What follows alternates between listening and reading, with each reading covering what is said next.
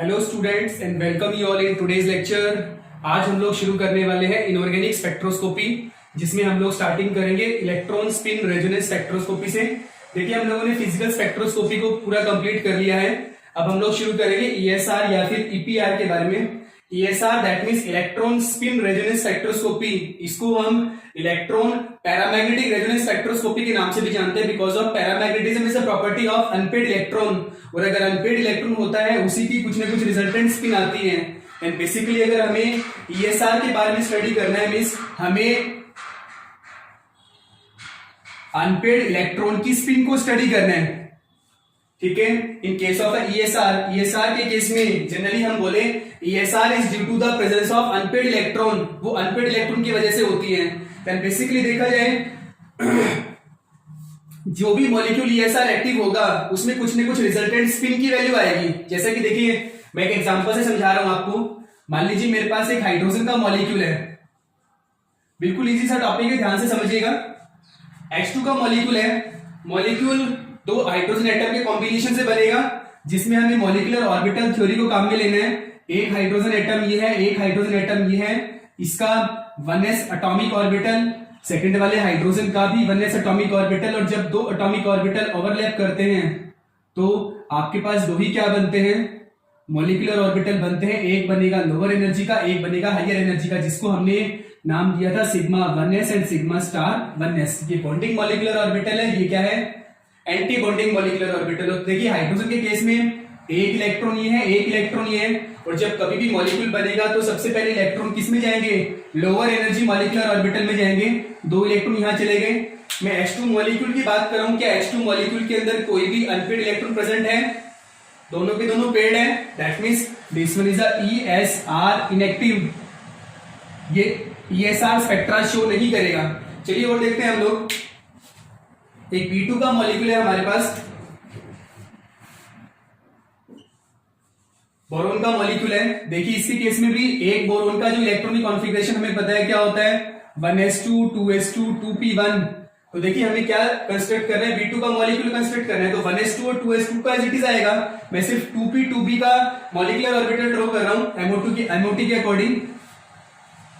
2p first boron के लिए, 2p second boron के लिए। और जैसे ही ये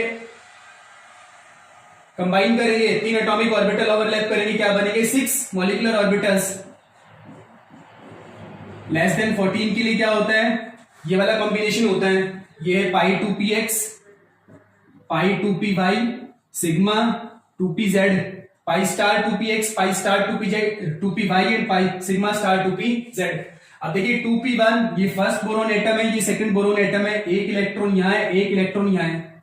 दो इलेक्ट्रॉन सबसे पहले सेम एनर्जी वाले में एक इलेक्ट्रॉन आएगा। मींस B2 मॉलिक्यूल के अंदर दो अनपेड इलेक्ट्रॉन है, मींस ये क्या होगा, ESR एक्टिव होगा। ओके, इस तरीके से हमें ESR एक्टिविटी को चेक करना है। Means there is a presence of unpaid electron. Unpaid electron अगर होगा तो वो सारे के सारे मॉलिक्यूल क्या होंगे, ESR स्पेक्ट्रा को शो करेंगे। चलिए एक एग्जांपल और देखते हैं। ये तो हमने देखा था लेस देन 14 इलेक्ट्रॉन के लिए। मैं O2 के मॉलिक्यूल को स्टडी कर रहा हूं। देखिए O2 का सबसे पहले मैं इलेक्ट्रॉनिक कॉन्फ़िगरेशन लिख रहा हूं, 1s2 2s2 then 2p4 s atomic orbital और मॉलिक्यूलर ऑर्बिटल बिल्कुल सिंपल आएंगे। मैं सबसे पहले बस मैं सिर्फ p वाले को स्टडी कर रहा हूं। First oxygen, second oxygen atom. Okay, first oxygen के लिए p4, सेकंड वाले के लिए ये वाला आ गया। ओके, अब देखिए इस वाले में क्या होता है,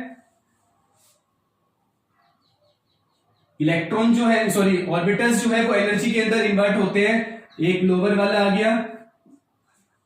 okay, sigma 2pz lower energy में, पाई 2px और पाई 2py ये कहां चले जाएंगे, हायर एनर्जी में चले जाएंगे। तो देखिए 4 और 4 8 इलेक्ट्रॉन है, 1 2 3 4 5 6 7 एंड देन 8। देन इसी से कोई फर्क नहीं पड़ता कि अनपेड इलेक्ट्रॉन बॉन्डिंग में है या एंटी बॉन्डिंग में है। हमें सिर्फ और सिर्फ अनपेड इलेक्ट्रॉन से मतलब है। अगर किसी भी मॉलिक्यूल के अंदर अनपेड इलेक्ट्रॉन अगर प्रेजेंट है तो वो क्या शो करेगा, ESR स्पेक्ट्रा शो करेगा। मींस ये क्या है, ESR एक्टिव होता है। ओके, ईएसआर एक्टिविटी की कौन कौन से मॉलिक्यूल ईएसआर स्पेक्ट्रा शो करेंगे? जनरली हमें चेक करना है नंबर ऑफ अनपेड इलेक्ट्रॉन से, और अनपेड इलेक्ट्रॉन की कुछ न कुछ रिजल्टेंट स्पिन होती है, इस वजह से हम क्या बोलते हैं? Electron spin resonance spectroscopy. और paramagnetism is the property of unpaid electron, इस वजह से हमने इसको क्या नाम दिया है? Electron paramagnetic resonance spectroscopy. अब देखिए बेसिकली हम लोगों ने ये तो बता दिया कि which molecules will be the which molecules will be the ESR active और EPR एक्टिव, कौन ESR शो करेगा, कौन EPR शो करेगा। लेकिन जब हमें उसका स्पेक्ट्रा ड्रॉ करना हो तो स्पेक्ट्रा देखिए कैसे ड्रॉ करते हैं। बेसिकली अगर हमें एक स्पेक्ट्रा ड्रॉ करना हो किसी भी मॉलिक्यूल के लिए, तो बेसिकली देखिए स्पेक्ट्रा ड्रॉ करने के लिए हमारे पास एक वैल्यू होती है जिसे हम बोलते हैं जी वैल्यू। इसे अगले वाले लेक्चर में हम लोग कैलकुलेट करके बताएंगे कि जी वैल्यू कैसे कैलकुलेट करते हैं। जनरली इस जी को हम बोलते हैं Landé splitting factor, Landé splitting factor. इस जी वैल्यू की हेल्प से ही हम स्पेक्ट्रा ड्रॉ करते हैं। यहां पे हमारे पास इंटेंसिटी, यहां होती है हमारे पास जी वैल्यू। बेसिकली ईएसआर के केस में स्पेक्ट्रा कैसा आता है? मान लीजिए मेरे पास एक सिंगलेट स्पेक्ट्रा आता है, सिंगल लाइन आती है सिंगलेट, तो सिंगलेट स्पेक्ट्रा कैसा आएगा? Like this. मैं ये भी बताऊंगा कि स्पेक्ट्रा सिंगलेट क्या होता है, डबलेट क्या होता है, ट्रिपलेट क्या होता है, बिकॉज ऑफ ये ऑर्गेनिक केमिस्ट्री के स्पेक्ट्रा से निकल के आता है, क्योंकि हम लोगों ने पहले फिजिकल पढ़ा है, उसके बाद इनऑर्गेनिक पढ़ा है। ऑर्गेनिक के अंदर डिटेल में आता है कि what do mean by singlet, doublet, triplet, क्या रीजन होता है ओरिजिनेट होने का। तो पहले एक बार ये वाला टॉपिक कवर करते हैं, उसके बाद मैं बताऊंगा कि कोई भी स्पेक्ट्रा जो होता है वो स्प्लिट क्यों होता है, रीजन क्या होता है। बेसिकली देखिए अगर हमें सिंगलेट मींस एक सिंगल पीक, उसे हम सिंगलेट बोलते हैं। तो ये सिंगलेट है मेरे पास। जब कभी भी ईएसआर के अंदर सिंगलेट आएगा तो एक ब्रॉड पीक आती है हमेशा। मींस ये ध्यान रखना है स्पेक्ट्रा हमें ड्रॉ करना है इंटेंसिटी और जी वैल्यू के बीच में। ओके, मान लीजिए आपके पास डबलेट आता है, डबलेट कैसे ड्रॉ करेंगे आप? वही सेम सिचुएशन है, आई यहां क्या है मेरे पास जी वैल्यू लाइक दिस, ये क्या है मेरे पास डबलेट है। और अगर मुझे ट्रिपलेट ड्रॉ करना हो वही सेम केस है, यहां इंटेंसिटी है, यहां जी वैल्यू है, देन लाइक दिस। ये क्या होता है हमारे पास ट्रिपलेट स्पेक्ट्रा होता है। बेसिकली इस बात का खास ध्यान रखना है, in case of ESR spectra जो होता है वो काफी ब्रॉड आता है। देखिए काफी ब्रॉड लाइन। एनएमआर जब आप शो करेंगे, ऑर्गेनिक स्पेक्ट्रा जब हम करेंगे, उसमें आप देखेंगे, आप लोगों ने ग्रेजुएशन में पढ़ा भी होगा, बेसिकली स्पेक्ट्रा काफी इंटेंस होता है इस तरीके से। ठीक है, ईएसआर के अंदर स्पेक्ट्रा जो होता है वो ब्रॉड आता है। ब्रॉड आने के पीछे रीजन क्या है? देखिए ये स्पेक्ट्रा ब्रॉड क्यों आता है? अगर मुझे इसी स्पेक्ट्रा को, ये ब्रॉड स्पेक्ट्रा, इसी स्पेक्ट्रा को अगर मुझे इंटेंस लेके आना हो तो क्या करो, आप इसका डेरिवेटिव ड्रॉ कर दो। दो पास वाली इंटेंसिटी डेल्टा आई अपॉन आई और जी वैल्यू के बीच में अगर आप ग्राफ प्लॉट करेंगे ना, तो आपका ये वाला स्पेक्ट्रा क्या बन जाएगा? Most intense. डेरिवेटिव किस तरीके से? मान लीजिए डेल्टा आई कैसे निकालेंगे? आपके पास कोई भी दो अलग अलग इंटेंसिटी है I1 और I2, तो ये डेल्टा आई क्या है? इन दोनों का डिफरेंस है। ओके, और ये आई किसी भी फर्स्ट इंटेंसिटी की value, then delta I upon I, this one is the derivative of intensity. और जी वैल्यू के बीच में जब कभी भी ग्राफ ड्रॉ करते हैं तो आपका क्या आएगा? इंटेंस लाइन आती है।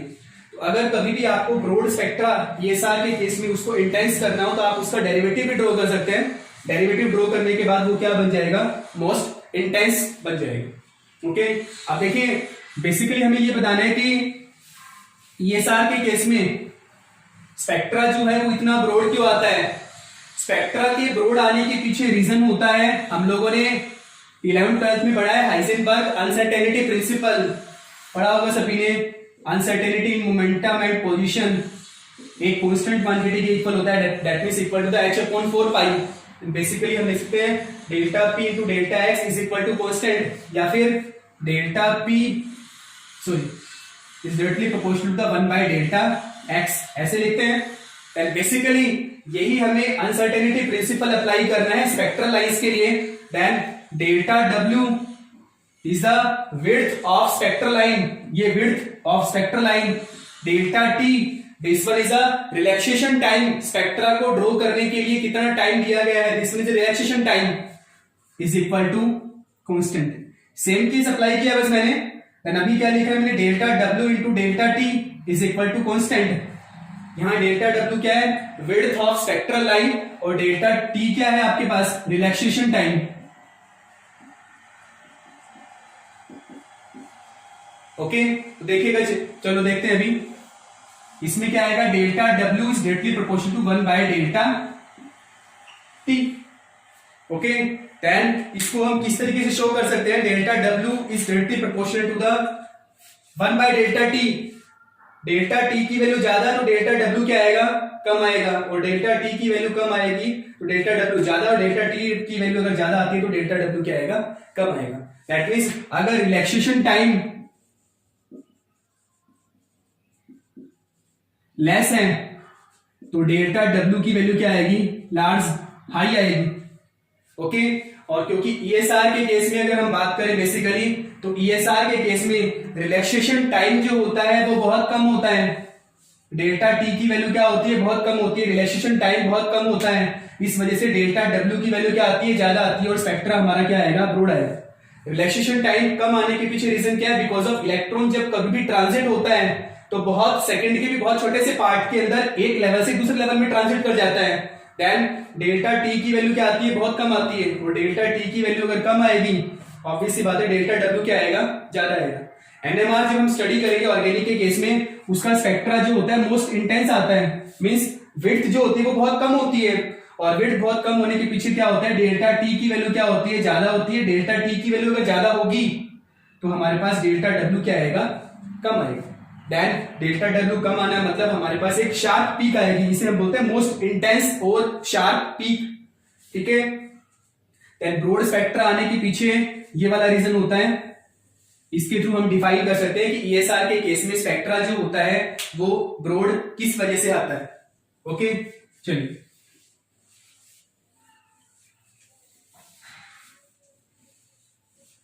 नेक्स्ट देखिए, हमें कुछ एक एग्जांपल्स के थ्रू स्टडी करते हैं कि ईएसआर में कितनी लाइंस आएंगी, कितने स्पेक्ट्रा आएंगे, उसको शो करना है। अभी हम लोगों ने पढ़ा है H2 मॉलिक्यूल्स के बारे में। H2 मॉलिक्यूल जो होता है वो ईएसआर इनएक्टिव होता है, क्योंकि इसके पास कोई भी अनपेड इलेक्ट्रॉन प्रेजेंट नहीं है, तो ये क्या होता है, ईएसआर इनएक्टिव होता है।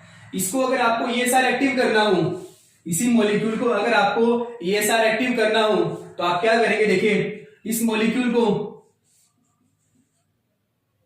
लाइक दिस,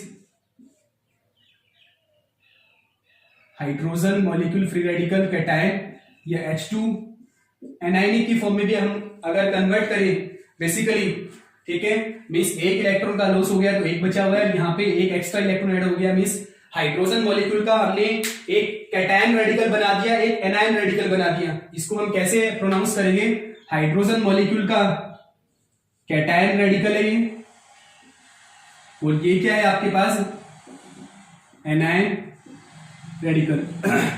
देखिए इनके केस में अगर हमें जनरली चेक करना हो कि कितनी स्पेक्ट्रल लाइंस आती हैं, फर्स्ट ऑफ ऑल पहले तो ये चेक करिए कि क्या ये ईएसआर एक्टिव है कि नहीं है। मैंने H2 मॉलिक्यूल्स के अंदर से एक इलेक्ट्रॉन को रिमूव कर दिया। अब देखिए जैसा कि मैंने ड्रॉ किया था, ये बॉन्डिंग, ये एंटी बॉन्डिंग, ये एटम के हैं, एक इलेक्ट्रॉन ये है, एक हाइड्रोजन है, एक H पॉजिटिव की फॉर्म में है। देन इसमें एक इलेक्ट्रॉन है, इसमें कोई भी नहीं है, एक इलेक्ट्रॉन आ गया, means there is a presence of unpaid electron. इसी से कोई फर्क नहीं पड़ता कि कितने अनपेड इलेक्ट्रॉन है, चाहे एक ही क्यों ना हो, वो ईएसआर एक्टिव होगा। देन इसमें अगर एक अनपेड इलेक्ट्रॉन है मतलब ये ईएसआर स्पेक्ट्रा को शो करेगा। वैसे इसमें एक एक्स्ट्रा इलेक्ट्रॉन है, एक H है, एक H नेगेटिव की फॉर्म में है, एक में एक इलेक्ट्रॉन है, एक में क्या है, दो इलेक्ट्रॉन है। देन दो इलेक्ट्रॉन यहां आ गए, एक कहां चला गया, एंटी बॉन्डिंग में, एक अनपेड इलेक्ट्रॉन प्रेजेंट है, दैट मींस वो क्या शो करेगा, ईएसआर स्पेक्ट्रा को शो करेगा। इस तरीके से हमें ईएसआर एक्टिविटी को शो करना है। अब मेन पॉइंट आता है कि ईएसआर स्पेक्ट्रा में कितनी स्पेक्ट्रल लाइन शो करेगा, वो बताना है हमें। बेसिकली देखिए अगर मैं इस मॉलिक्यूल के लिए बात करूं तो देखिए कैसे करेंगे आप, हमें फॉर्मूला अप्लाई करना है 2ni+1 नंबर ऑफ सिग्नल्स। अगर आपको कैलकुलेट करने हैं तो आपको ये वाला फॉर्मूला अप्लाई करना है 2ni+1। n is the number of nuclei, कि कितने न्यूक्लियाई प्रेजेंट है, नंबर ऑफ एक्टिव न्यूक्लियाई, जो ESR स्पेक्ट्रा शो करेंगे, इस बात का ध्यान रखना है, हर एक न्यूक्लियस के बारे में शो नहीं करना। हम आगे आगे एग्जांपल करेंगे, उसमें और क्लियर होगा। इसमें से नंबर ऑफ एक्टिव न्यूक्लियाई, और आई क्या होता है, स्पिन ऑफ एक्टिव न्यूक्लियाई, जिसकी वजह से स्प्लिटिंग हो रही है, उस न्यूक्लियाई की क्या है आपके पास, स्पिन की वैल्यू है। ठीक है, हाइड्रोजन मॉलिक्यूल के लिए हमें पता है, H मॉलिक्यूल के लिए आई की वैल्यू क्या होती है, हाफ होती है जनरली। अगर ड्यूटेरियम के लिए बात करें, ड्यूटेरियम के लिए 1 होती है, इसके बारे में बताएंगे हम लोग, बट आपके पास ये वाला फॉर्मूला है, तो चलिए देखते हैं। 2 नंबर ऑफ न्यूक्लियाई क्या है, दोनों हाइड्रोजन है, 2 स्पिन कितनी होती है, हाफ प्लस 1, रिजल्टेंट देखिए क्या आएगा आपके पास, 3, मीन्स आपके पास ट्रिपलेट आता है। जब कभी भी नंबर ऑफ सिग्नल्स 2 आएंगे, हम उसे बोलते हैं डबलेट, 1 आता है बोलते हैं सिंगलेट, 3 आएंगे ट्रिपलेट, 4 आएंगे क्वाड्रेट, 5 आएंगे क्विंटेट, सेक्सटेट, सेप्टेट, ऑक्टेट, या फिर जनरली आप मल्टीप्लेट भी बोल सकते हैं उसको।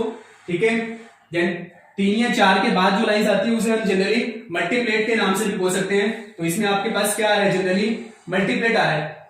ठीक है, और जब ये 3 स्पेक्ट्रल लाइंस आती हैं तो उसको देखो ESR में कैसे शो करेंगे, बेसिकली आप ऐसे भी शो कर सकते हैं, लाइक दिस।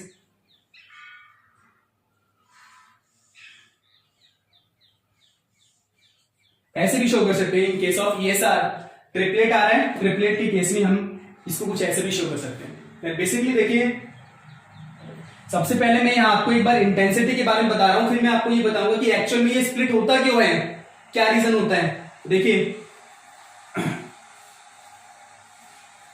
अगर हमें किसी भी ऐसे मॉलिक्यूल के लिए इंटेंसिटी कैलकुलेट करनी हो जिसकी स्पिन की वैल्यू क्या दे रखी है, आपको हाफ दे रखी है, तो उसकी इंटेंसिटी को कैलकुलेट करने के लिए हम एक रूल फॉलो करते हैं, this one is known as Pascal's triangle. Pascal's triangle ध्यान से देखना कैसे शो करते हैं इसको। जब कभी भी मेरे पास कोई भी एक डबलेट आता है, जब कभी भी देखिए n की वैल्यू कभी भी अगर मेरे पास 1 होती है, लेट अस अज्यूम यहां तो n मेरे पास क्या है, 2 है, 2 एटम है, अगर n की वैल्यू कभी भी 1 आएगी तो उसके केस में देखिए क्या आएगा आपके पास, 2ni+1। मैंने क्या बोला अभी, स्पिन की वैल्यू हाफ है, n की वैल्यू 1 है, 2 × 1 × half plus 1 is equal to क्या आ रहा है, 2 आ रहा है, मीन्स क्या आ रहा है मेरे पास, डबलेट आ रहा है। ओके, जब कभी भी आप लोगों के पास n की वैल्यू 1 होती है तो आपके पास कितने सिग्नल्स आते हैं, कितनी लाइन आ रही है आपके पास, नंबर ऑफ लाइंस क्या आ रही है मेरे पास, नंबर ऑफ लाइंस क्या आ रही है, 2 आ रही है, और उसकी इंटेंसिटी क्या आएगी, 1:1, मीन्स 2 जो लाइन आएगी ना, उन दोनों की हाइट और विड्थ बिल्कुल सेम आएगी। ओके, मतलब दोनों की इंटेंसिटी क्या आएगी, सेम आएगी। अब मान लीजिए ये तो आपके पास आ रही थी 2 लाइन, n की वैल्यू आप बढ़ाते जाइए, नंबर ऑफ सिग्नल्स जो है ना उसके अकॉर्डिंग इंक्रीज होते जाएंगे। तो जब कभी भी आपके पास डबलेट आता है तो उसका इंटेंसिटी रेशियो होता है 1:1, लेकिन जब आपके पास ट्रिपलेट आता है, क्वाड्रेट आता है, या फिर क्विंटेट आता है, उसके केस में ध्यान रखिए, मैं एक सिंपल सा तरीका बता रहा हूं आपको। एक्सट्रीम लेफ्ट वाले को इधर रखो, इधर वाले को इधर रखो, इन दोनों को ऐड कर दो आप। जब कभी भी ट्रिपलेट आएगा ना उसकी इंटेंसिटी आएगी 1:2:1। स्पेक्ट्रा देखो कैसा आएगा, ये ऐसे है, ये इसे डबल आएगा, ये इस तरीके से आएगा, like this. Okay, then intensity आएगी 1:2:1। अगर मान लीजिए आपके पास क्वाड्रेट आता है तो वही सिचुएशन देखिए, 1 1, इन दोनों को ऐड कर दीजिए 3, इनको ऐड कर दो 3, इंटेंसिटी क्या आ रही है आपके पास, 1 3 3 1, like this, like this।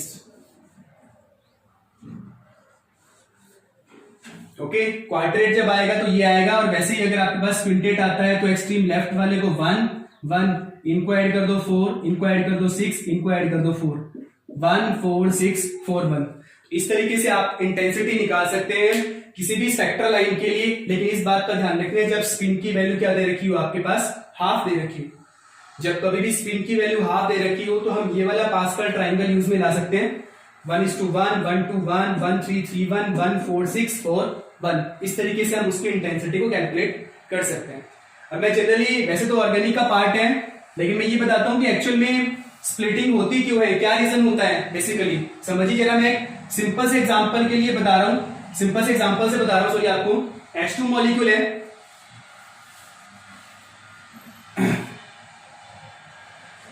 But condition ये ध्यान रखनी है, दोनों के बीच में डिस्टेंस है ना वो मिनिमम से मिनिमम होना चाहिए, एक एप्रिशिएबल डिस्टेंस तक ही स्प्लिटिंग पॉसिबल है। अगर डिस्टेंस बहुत लार्ज होगी तो हम स्प्लिटिंग को कंसिडर नहीं कर सकते। यही रीजन होता है कि हम लोग गैस के केस में स्पेक्ट्रा को इजिली ड्रॉ नहीं कर सकते, क्योंकि वो गैस जो होती है वो डिफ्यूज होती है, दूर दूर जाती है। ये दोनों एटम्स जो है ना अगर दूर दूर होंगे तब थोड़ी सी प्रॉब्लम क्रिएट होती है। तो जनरली मैं बोल रहा हूं दोनों के बीच में एप्रिशिएबल अमाउंट ऑफ डिस्टेंस होनी चाहिए। हाइड्रोजन न्यूक्लियाई एक चार्ज पार्टिकल है, स्पिन कर रहा है अपनी एक्सिस के ऊपर, और कोई भी चार्ज पार्टिकल जब कभी भी अपनी एक्सिस के ऊपर स्पिन करता है तो मैग्नेटिक लाइन ऑफ फोर्स को जनरेट करता है, लाइक दिस, लाइक दिस। किसी भी डायरेक्शन में ले सकते हो आप। ओके, अब मैं ये जनरली कंसिडर कर रहा हूं मैं आप लोगों को कपलिंग समझाने के लिए कि ये जो स्प्लिट करता है क्यों करता है। अभी हम लोगों ने सिग्नल देखा कि सिग्नल्स आते हैं, क्यों आते हैं, किस लिए आते हैं, एंड उसके लिए बेसिकली बता रहा हूं मैं आपको। देखिए, ये वाला हाइड्रोजन न्यूक्लियाई जब कभी भी स्पिन करेगा तो अपने चारों तरफ मैग्नेटिक लाइन ऑफ फोर्स को जनरेट करता है। इसके द्वारा जनरेट किए गए मैग्नेटिक फोर्स को ये वाला हाइड्रोजन जो है वो एक्सपीरियंस करेगा, ठीक है, और एक्सपीरियंस करने के बाद ये क्या होगा, स्प्लिट हो जाएगा। वैसे ही जब ये कभी भी, ये भी चार्ज पार्टिकल है, ये भी अपनी एक्सिस के ऊपर स्पिन करेगा और स्पिन करता हुआ चार्ज पार्टिकल अपने अंदर से मैग्नेटिक लाइन ऑफ फोर्स को जनरेट करेगा। इसके द्वारा जनरेट किए गए फील्ड को पास वाला हाइड्रोजन क्या करेगा, एक्सपीरियंस करेगा, और इसके मैग्नेटिक फील्ड के इन्फ्लुएंस में खुद क्या होगा, स्प्लिट हो जाएगा। ठीक है, ऑर्गेनिक केमिस्ट्री के अंदर इसका डिटेल्ड डिस्क्रिप्शन दिया हुआ है। इसे हम बोलते हैं coupling between the two nuclei. एक न्यूक्लियाई की वजह से दूसरे का स्प्लिट होना और दूसरे की वजह से पहले वाले का स्प्लिट होना under the influence of magnetic field, then उसे हम बोलते हैं स्प्लिटिंग। उस तरीके से वो स्प्लिटिंग होती है। ओके, चलिए आगे देखते हैं। ये तो हम लोगों ने H2 मॉलिक्यूल के केस में स्टडी किया था। अब मैं एक छोटा सा एग्जांपल और ले रहा हूं आपके सामने। मान लीजिए मेरे पास एक मिथाइल फ्री रेडिकल गिवन है, ओके, अनपेड इलेक्ट्रॉन है, ESR एक्टिव होगा। मैंने बोला methyl free radical, okay, carbon के पास 4 इलेक्ट्रॉन है, 3 तो इन हाइड्रोजन के साथ कंबाइन है, एक क्या है, फ्री स्टेट में है, that is responsible for the ESR activity of methyl free radical. ठीक है, तो इसको देखो मैं ऐसे ड्रॉ कर रहा हूं कुछ, ओके। अब देखिए हाइड्रोजन जो होता है, ध्यान से देखें, it's a most important part. Hydrogen जो होता है उसकी मैक्सिमम अबंडेंस नेचर में कितनी है, 100% है। ठीक है, अब मैं बात करूं कार्बन के बारे में। कार्बन जो है वो नेचर में कार्बन 12 और कार्बन 13 दो आइसोटॉपिक फॉर्म्स के अंदर प्रेजेंट होता है। देन कार्बन 12, अगर मैं इसकी स्पिन की बात करूं तो मैंने आपको पहले फिजिकल स्पेक्ट्रोस्कोपी में बताया था कि कोई भी एक ऐसा एटम जिसका एटॉमिक मास अगर 4 से कंप्लीट डिविजिबल होगा तो उसकी स्पिन हमेशा क्या होगी, 0 होगी। देखो 12 डिवाइडेड बाय 4 डिविजिबल है, डिवाइड हो रहा है, मींस इसकी स्पिन की वैल्यू क्या है, 0। ओके, इसकी रिजल्टेंट स्पिन की वैल्यू आएगी। लेकिन अगर मैं रिजल्टेंट आपके सामने अबंडेंस की बात करूं तो इसकी अबंडेंस होती है 98.9% और इसकी नेचुरल अबंडेंस होती है 1.1% के अराउंड। जैसे नेचुरल अबंडेंस नेचर में जो है ये कार्बन 12 मैक्सिमम पाया जाता है, कार्बन 13 जो है वो लेस अमाउंट में होता है। तो इस वजह से हम जनरली बोलते हैं कि इसमें 98.9%, इसकी नेचुरल अबंडेंस है 1.1%।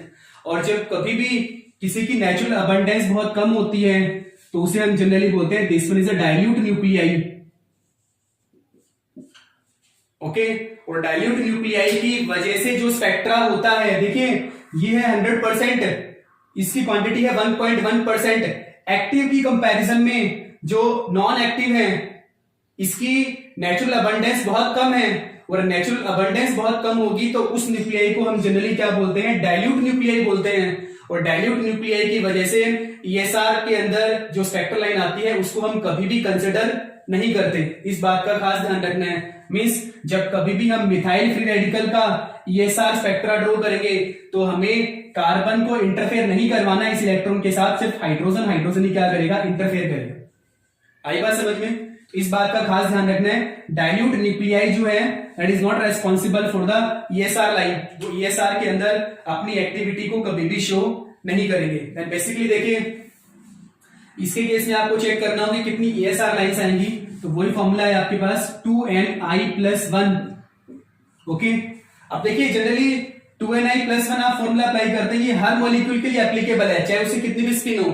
लेकिन मान लीजिए मैं हाइड्रोजन हाइड्रोजन के लिए स्टडी कर रहा हूं, तो इसके लिए आप एक नया फॉर्मूला भी डिराइव कर सकते हैं। देखिए फॉर हाइड्रोजन एटम क्या आएगा आपके पास 2n, कितने भी नंबर ऑफ एटम हो सकते हैं, लेकिन हाइड्रोजन न्यूक्लियाई के लिए स्टडी कर रहे हैं तो उसकी स्पिन हमेशा और हमेशा क्या रहेगी, हाफ प्लस 1, 2 से 2 कैंसिल, देन क्या आएगा n+1। तो अगर सिर्फ हाइड्रोजन न्यूक्लियाई की बात करें, क्योंकि हाइड्रोजन की स्पिन क्या होती है, हाफ होती है, देन उसके केस में आपके पास जो number of spectral line ESR line आएगी वो कैसे आएगी, n+1, and here n is the number of active nuclei, वो क्या है, नंबर ऑफ एक्टिव न्यूक्लियाई को रिप्रेजेंट कर रहा है।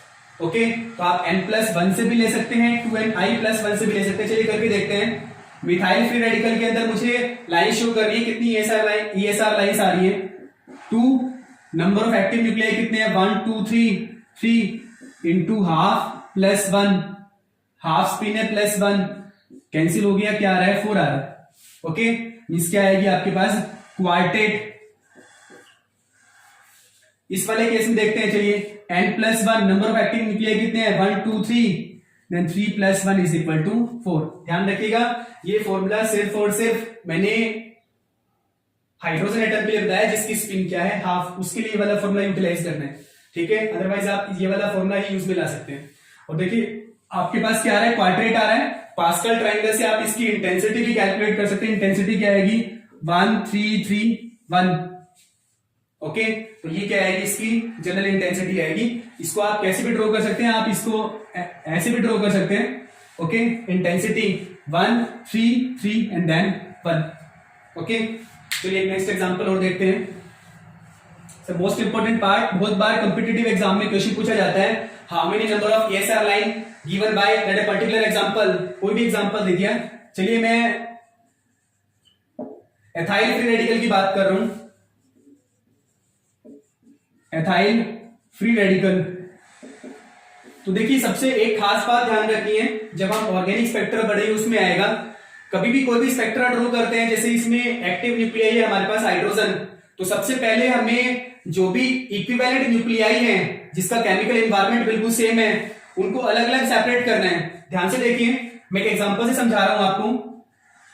CH3CH2Cl है मान लीजिए, एथाइल क्लोराइड, ये वाले जो दो हाइड्रोजन है, इधर लिख रहा हूं मैं, इधर ड्रॉ कर रहा हूं, ये वाले जो दो हाइड्रोजन है एक ऐसे कार्बन एटम से अटैच है जो डायरेक्टली जुड़ा हुआ है किसके साथ, मोस्ट इलेक्ट्रोनेगेटिव एटम के साथ। तो जो दो हाइड्रोजन होंगे वो सेम केमिकल एनवायरनमेंट में है, लेकिन इन मिथाइल हाइड्रोजन की अगर आप बात करें, जो ये 3 मिथाइल हाइड्रोजन अगर इसकी बात करें, तो ये डायरेक्ट इस क्लोरीन के कांटेक्ट में नहीं है, एक कार्बन के डिस्टेंस के साथ है, तो इन तीनों का एनवायरनमेंट क्या होगा, बिल्कुल अलग होगा। तो अगर मैं बात करूं इन case of ethyl free radical, आपके पास दो अलग अलग टाइप के हाइड्रोजन न्यूक्लियाई हैं जिनका केमिकल एनवायरनमेंट बिल्कुल सेम है। दो हाइड्रोजन तो ये है जिसको मैं H A की फॉर्म में ले रहा हूं, और 3 ये है जिसको मैं सबस्क्रिप्ट लगा देंगे हम B H B की फॉर्म में ले रहा हूं। तो जब कभी भी आपके पास दो अलग अलग टाइप के, दो अलग अलग केमिकल एनवायरनमेंट के हाइड्रोजन न्यूक्लियाई होते हैं, उसके केस में आपके पास फॉर्मूला क्या अप्लाई करना है, 2n1 है तो हाइड्रोजन ही ना, I+1, 2n2 I+1, I2 नहीं करना बिकॉज ऑफ हाइड्रोजन ही आपके पास। और हाइड्रोजन के केस में बेसिकली क्या है, हमारे पास स्पिन क्या होती है, हाफ ही होती है। बेसिकली इसके केस में आप जनरली कैलकुलेट करके देखिए क्या आएगा, 2 इंटू n1, ये दो सिमिलर टाइप के हैं, इंटू हाफ प्लस 1। अब सेकेंड केस में 2 n2 क्या है, 3 इंटू हाफ प्लस 1। चलिए कैलकुलेट करते हैं, 3 4, देन कितनी स्पेक्ट्रल लाइंस आती हैं आपके पास, 12। कितनी स्पेक्ट्रल लाइन आ रही है मेरे पास, 12 स्पेक्ट्रल लाइन आ रही है, ध्यान रखना हमारे पास और ईएसआर में, ठीक है। ध्यान रखना एक बात का, इलेक्ट्रॉन चाहे कितने भी अनपेड हो, चाहे एक अनपेड इलेक्ट्रॉन हो, चाहे एक से ज्यादा अनपेड इलेक्ट्रॉन हो, सिग्नल हमेशा एक ही आएगा, लेकिन वो फर्दर क्या होता है, स्प्लिट हो जाता है। खास बात दोबारा से रिपीट कर रहा हूं मैं, अनपेड इलेक्ट्रॉन चाहे एक हो या एक से ज्यादा हो, कितने भी अनपेड इलेक्ट्रॉन हो, सिग्नल हमारे पास सिर्फ एक ही आएगा, वो फर्दर जो होगा वो स्प्लिट हो जाता है। ओके, तो इस बात का ध्यान रखने, चलिए इसका स्पेक्ट्रा ड्रॉ करते हैं और फिर उसकी इंटेंसिटी बताते हैं कैसे कर रहे हैं। दो हाइड्रोजन सेम थे, उसकी वजह से 3 आ रहे हैं। चलो शुरू करते हैं। हमारे पास एक सिग्नल था शुरू में, 3 में स्प्लिट हो रहा है, 3 में स्प्लिट हो गया, समझने की कोशिश करना। और जब कभी भी 3 ट्रिपलेट आता है तो उसकी इंटेंसिटी क्या आती है, 1 2 1। ओके, कैसे निकालनी है इसकी इंटेंसिटी वो बता रहा हूं मैं। 12 स्पेक्ट्रल लाइंस कैसे शो करनी है। 30 एक सिग्नल था जो 3 में स्प्लिट हो गया, 3 में स्प्लिट हो गया, फर्दर ये कितने में स्प्लिट हो रहा है, 4 में। तो देखिए 1 2 3 then 4, 1 2 3 and then 4, 1 2 3 and then 4। Is it clear? इस तरीके से शो करना है आपको। देन जब कभी भी आपके पास, एक बात को ध्यान रखना, जब कभी भी आपके पास 4 में स्प्लिट होता है, स्पिन ध्यान रखना क्या है, 1/2। और जब 4 में स्प्लिट होता है तो इंटेंसिटी क्या आती है, 1 3 3 1, 1 3 3 1, 1 3 3 1। आई होप सो समझ में आ रहा होगा। देन जब कभी भी ट्रिपलेट आता है तो इंटेंसिटी होती है 1 to 1। हमें पास्कल ट्रायंगल से निकालना है। स्पिन देखिए, मैं हाइड्रोजन को यूज में ला रहा हूं तो स्पिन क्या है, हाफ है, और हाफ स्पिन होता है तो हमें पास्कल ट्रायंगल को ही यूज में लेके आना है।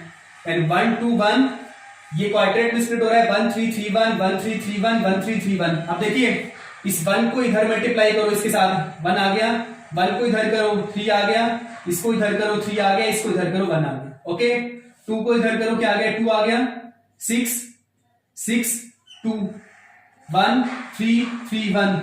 ये इंटेंसिटी है जो हमारे पास 12 स्पेक्ट्रल लाइंस मिलेगी, 12 ESR जो लाइन मिलेगी हमारे पास, उनकी अलग अलग इंटेंसिटीज। 1 को इन चारों से मल्टीप्लाई करना है, 2 को चारों से, और 1 को इन चारों से मल्टीप्लाई करने के बाद हमारे पास इंटेंसिटी आ जाती है किसी भी स्पेक्ट्रल लाइन के लिए। आई बात समझ में? इस तरीके से हमें स्पेक्ट्रा कैलकुलेट करना है कि कितनी ESR लाइंस आती हैं और उसकी इंटेंसिटी किस तरीके से कैलकुलेट करते हैं। ओके, चलिए हम और एग्जांपल करते हैं, because of it's a most important topic. Exam में कंफर्म क्वेश्चन पूछा जाता है इसमें से। बेंजीन को ले रहा हूं मैं, ठीक है, नॉर्मल बेंजीन लेंगे, this one is a ESR elective, इस बात का ध्यान रखना है। फॉर्मूला क्या है, C6H6, ESR इलेक्टिव होता है। लेकिन अगर मैं इसको इस फॉर्म में ले लूं, अब बताना है आपको। देखिए हर एक के पास हाइड्रोजन प्रेजेंट है, ठीक है, देन इसको कैसे शो करना है आपको, वही सेम 2Ni+1, सिर्फ और सिर्फ बेंजीन है।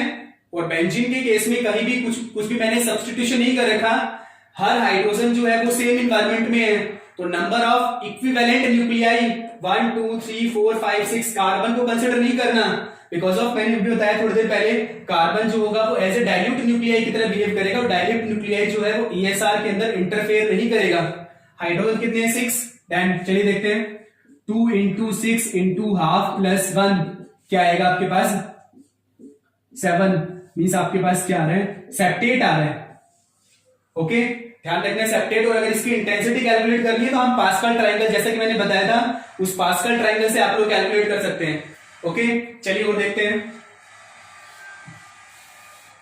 नेफ्थलीन लेते हैं, चलिए हम,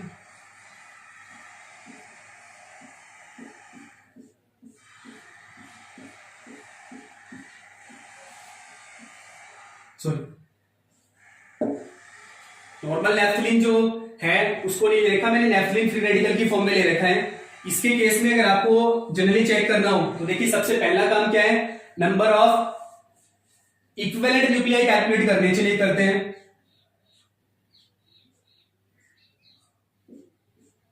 हाइड्रोजन, सारे हाइड्रोजन को मैं ड्रॉ कर रहा हूं।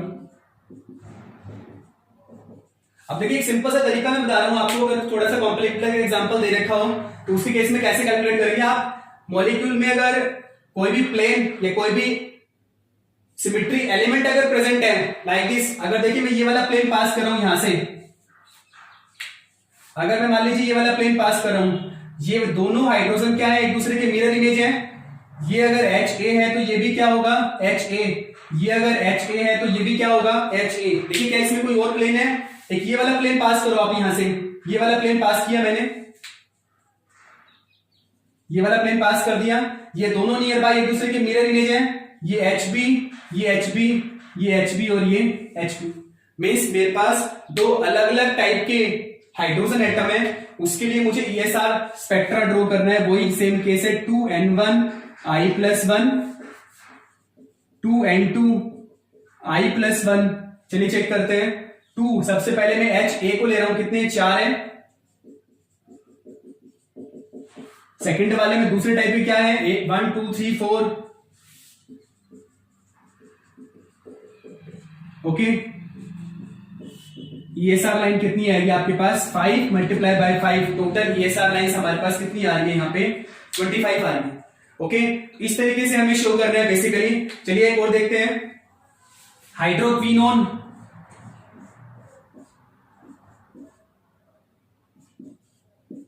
ये है मेरे पास एग्जांपल हाइड्रोक्विनोन। इसके केस में देखिए, यहां से आप एक प्लेन पास करो, ये वाला प्लेन पास करो, मैं यहां से ये वाला प्लेन पास करते हैं। देखिए अलग अलग हाइड्रोजन एटम है मेरे पास,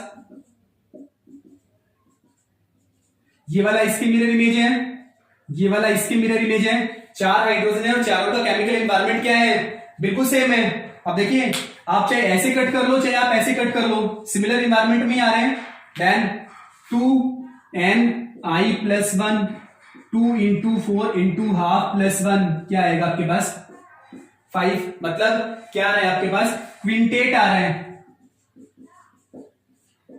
क्या आ रहा है हमारे पास, क्विंटेट आ रहा है। ठीक है, इसके केस में हाइड्रोक्विनोन के केस में हमारे पास क्या आएगा, जनरली क्विंटेट आएगा। चलिए हम एक और करके देखते हैं। बाइफिनाइल दे रखा हूं मान लीजिए हमें, जैसे मेरे पास मान लीजिए बाइफिनाइल गिवन है। बाइफिनाइल को कैसे ड्रॉ करते हैं, इनके साथ के जितने भी हाइड्रोजन है सभी हाइड्रोजन को मैं एक बार ड्रॉ कर रहा हूं।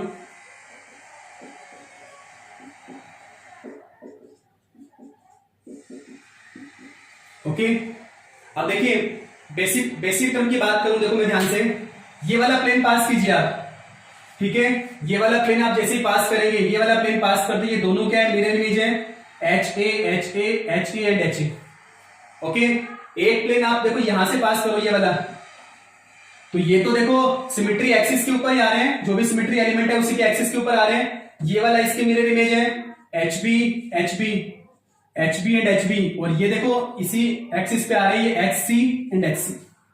3 अलग अलग टाइप के हाइड्रोजन न्यूक्लियाई है। फॉर्मूला क्या आएगा, 2n1i+1, 2n2i+1 एंड 2n3i+1। अलग अलग टाइप के न्यूक्लियाई है, 3 है, तो मैंने 3 फॉर्मूला की फॉर्म में लिखा है।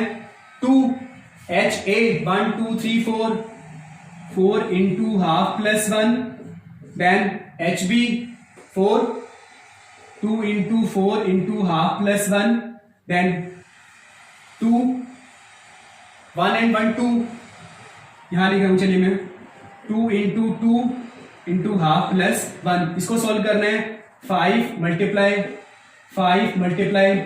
3 75 ESR लाइन्स आएंगी हमारे पास। ध्यान रखिएगा, इन केस ऑफ ए बाइफिनाइल के केस में अगर आप total number of ESR lines की बात करें तो total number of ESR lines हमारे पास कितनी आती है, 75 आती है। चलिए एक एग्जांपल और शो करते हैं हम लोग, हेटेरो एटम के साथ लेके शो करते हैं। चलिए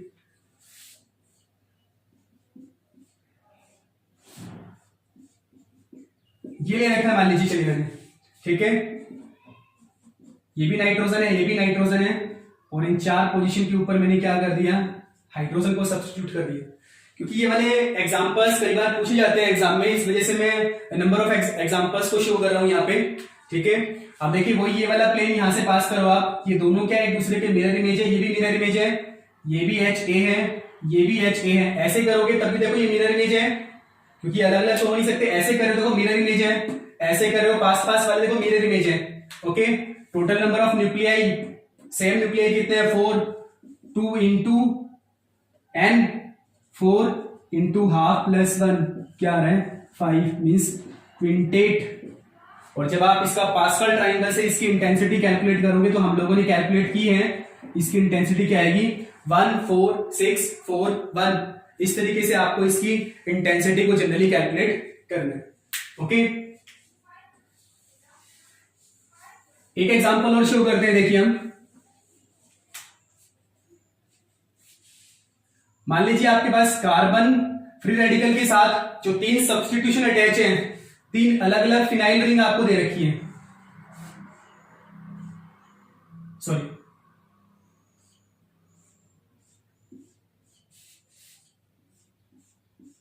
3 अलग अलग फिनाइल रिंग गिवन है आपको, ये सिचुएशन दे रखी है आपको। ट्राइफिनाइल कार्बन फ्री रेडिकल अगर ये दे रखा है तो सबसे पहले देखो हर एक हाइड्रोजन को ड्रॉ करो आप।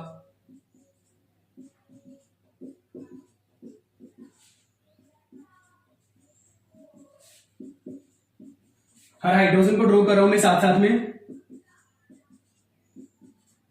ओके, उसके केस में देखिए अभी आपको कैलकुलेट करना है नंबर ऑफ इक्विवेलेंट न्यूक्लियाई कि कितने न्यूक्लियाई सेम है।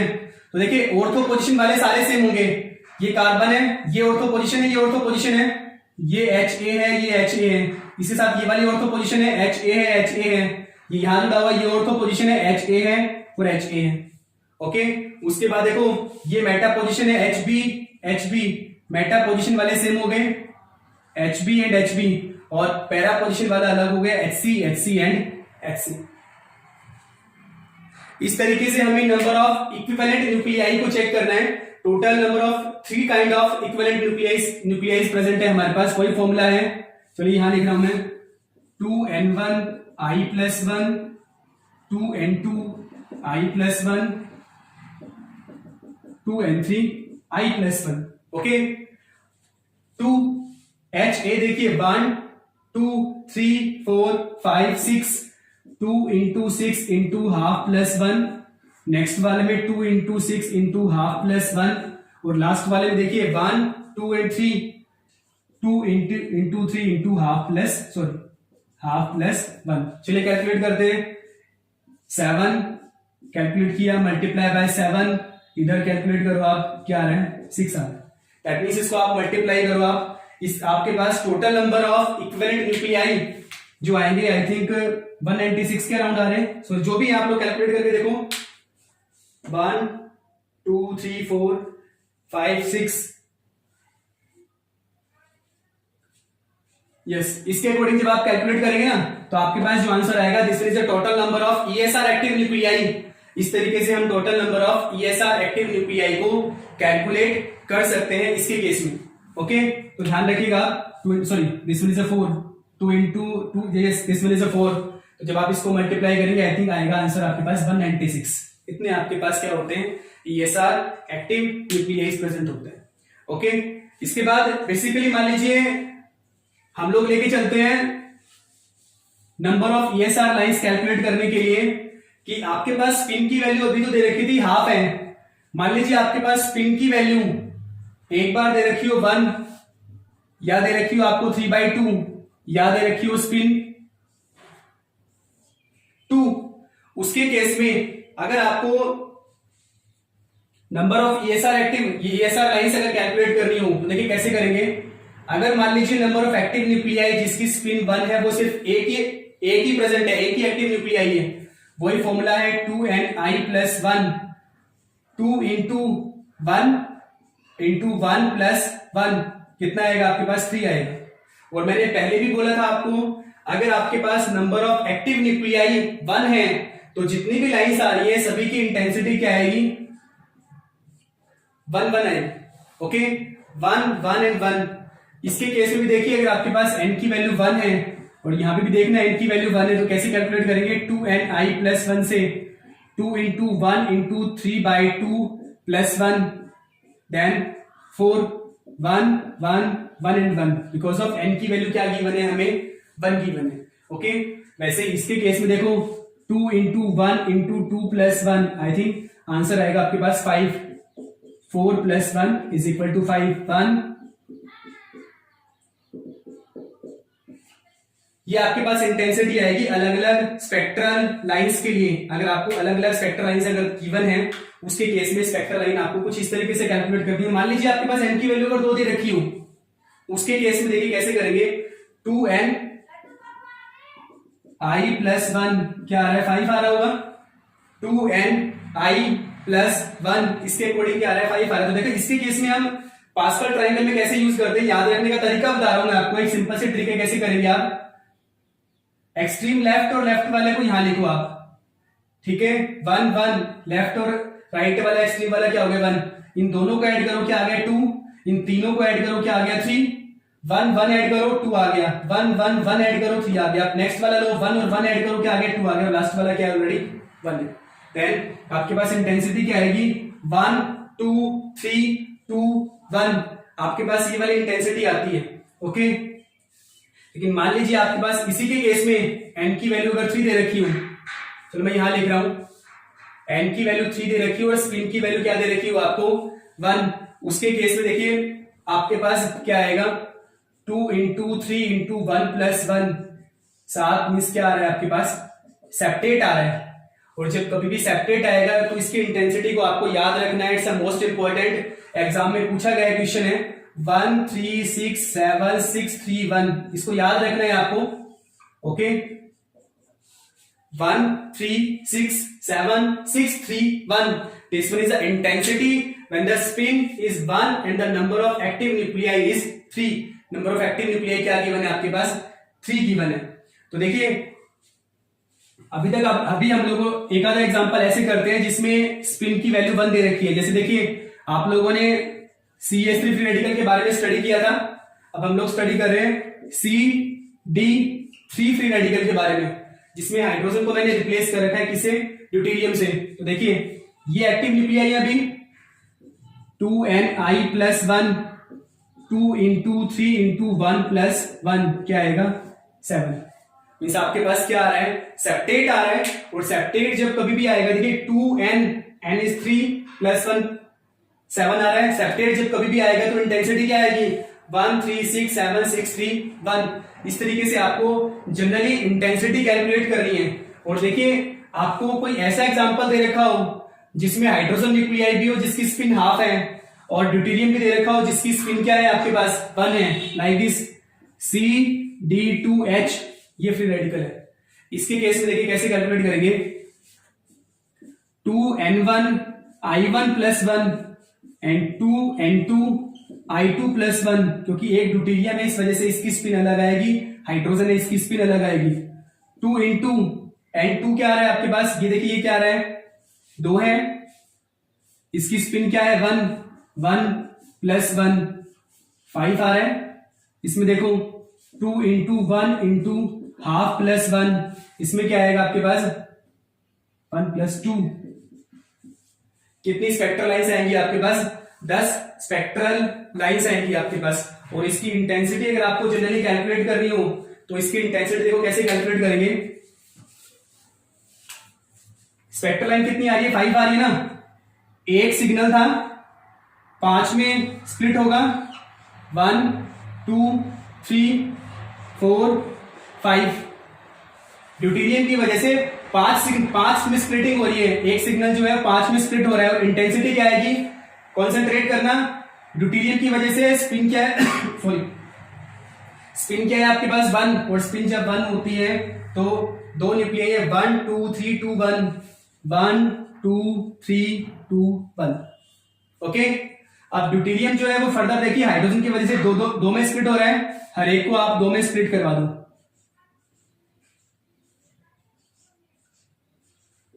ओके।